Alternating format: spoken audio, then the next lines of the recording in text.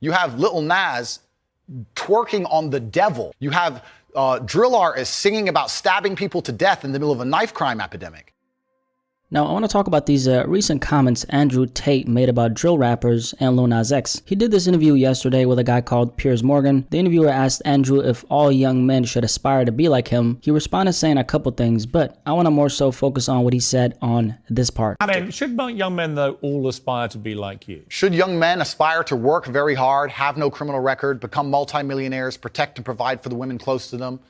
Be sovereign so they can stand up and have their own points of view in face of cancellation. And then he continued by saying this. I'm certainly not the worst influence out here, Piers. You have Lil Nas twerking on the devil on music videos, which our children are digesting. You have drill artists singing about stabbing people to death in the middle of a knife crime epidemic. So as you could hear, Lil Nas X caught a couple stray bullets, which he actually ended up responding to. I don't want to focus so much about what Andrew Tate is about in this video. Let's actually talk about what he said as it relates to rappers and Lil Nas X, because that's what we talk about on here. Let's start with Lil Nas X, because he got into it with some Andrew Tate fans on Twitter. Lil Nas X came across this clip of Andrew Tate mentioning him, and he responded by saying the following on Twitter. Andrew Tate, please stop mentioning me, ! I am never gonna let you smash. Loser. An Andrew Tate fan responded to the tweet by saying, why would any sane human being want anything to do with a weirdo who thinks twerking on a devil in a music video is aesthetically appealing? People like you are the problem in this new society. Your mum, okay, because he's from the UK, carried you for 9 months to be a bitch. Lil Nas X decided to clap back and responded to this by saying, no, people like you are the problem while quote-unquote real men like me provide for their family and community. Niggas like you sit on Twitter using Andrew Tate's dick as a pacifier because you were never taught how to be your own man. You don't have to do him like that, bro. Damn. Another Andrew Tate fan tried clapping back at him by saying, F you, F-A-G-G-O-T. Lil Nas X responded by saying, calling me a F-A-G-G-O-T is not gonna get you anywhere near closer to Andrew Tate. Tickling your gooch.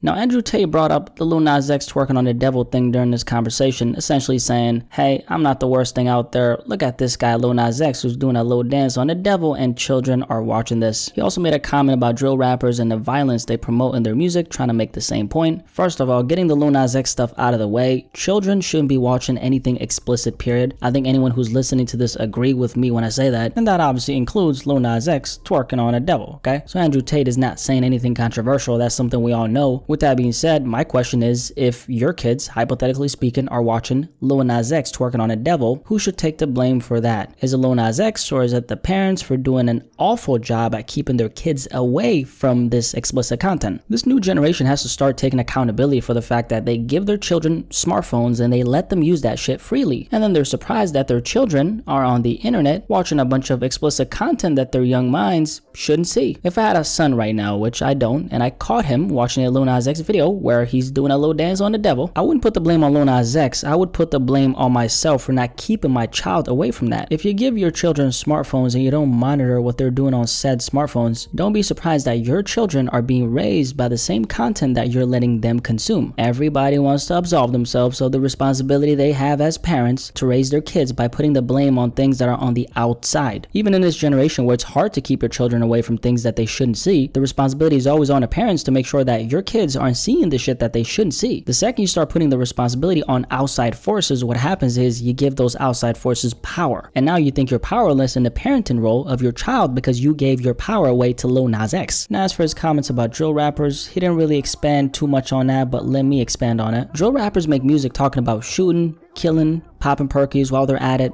airing out the whole block, all that. This is obviously violence being discussed in the music and perpetrated in the streets that we don't need more of in the world. And for anyone who doesn't know, because you might be new here, that's what I've been talking about on here for the last 5 years. The responsibility drill rappers and just rappers in general hold is immense. Unfortunately, a lot of rappers, specifically street rappers, talk about these things and ignore the fact that they're influencing an entire generation of kids with their music. Now, here's one thing Andrew Tate didn't talk about, however. A lot of these drill rappers are actually kids themselves. It's a bunch of young kids, young black kids who came from impoverished communities. They grew up in extremely harsh conditions. The majority of them come from single mother households, so They don't have a father in their household, so they venture out into the streets searching for that guidance by seeking that validation and love they lack domestically, and so they start idolizing the gangbangers and dope boys, thinking that's what a real man is, because they obviously don't have a clue of what a real man looks like. So to them, the corner boys become their role models because that's what they've been surrounded by their entire lives. That's what we call being a product of your environment. Andrew Tate obviously didn't talk about this, and I think it's irresponsible because now you've demonized an entire subgenre of music on national television without bringing up the root cause of why these kids, the majority of them being young black kids, are perpetrating all this violence in the first place. You can't discuss drill rap without discussing why it exists in the first place, is what I'm saying. It ain't as simple as they're talking about it just because. Drill rap is the direct result of a bunch of socioeconomic factors severely lacking in said communities. Income, education, employment, social factors come into play as well. This is the same reason why Eric Adams censoring drill rap was met with so much pushback. Here the mayor in New York is talking about censoring this music while completely ignoring why the music is a thing in the first place. Andrew Tate might have brought up a good point, but he completely failed to bring up the other aspects, which is the social and economic factors that lead to the manifestation of something like drill rap. How are you going to make a comment like this about an entire subgenre without talking about what's really going on in the community? To me, it doesn't make any sense, and it's also misleading. And I see this so much. People always throw dirt on hip-hop as a genre, but they never for some reason discuss what the content that's being discussed stems from. Drill rap, no matter what way you look at it, is a reflection of life. It's a reflection of what's going on in a lot of communities. The content that's being discussed might inherently be negative, but how can the problems be addressed if we don't talk about the core of why these kids are talking about what they're talking about? Anyway, any thoughts on this topic? Like we covered, Andrew Tate decided to diss rappers, specifically drill rappers, and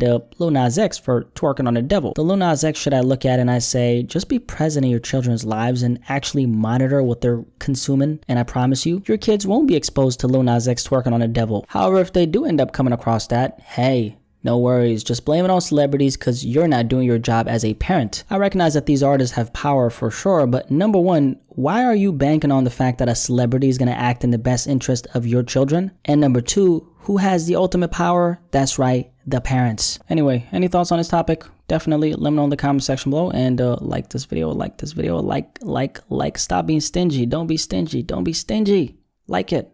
Thank you. Let's have a discussion about this.